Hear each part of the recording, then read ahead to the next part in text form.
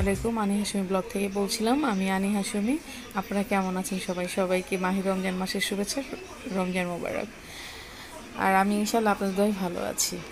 তো আজকে আমি রমজানের প্রথম দিন কি কি গিফট পেলাম এটাই আপনাদের দেখাবো। আর আজকে আমার একটা ফ্রেন্ড আমাকে কিছু জিনিস গিফট দিবে, মানে আমি যেন ওর জিনিস দিয়ে প্রথম রমজান মাসের প্রথম দিন যেন কিছু ইফতারি করি, সেহরি খাই, এর জন্য ওর খুব ইচ্ছা ছিল। তো অফিস করে এসে আসলে ওরকম কোনো দোকান খোলা ছিল না, অনেক রাত হয়ে গেছিলো। ওর এলাকার মুদি দোকান থেকেও যা যা পেরেছে তাই তাই নিয়ে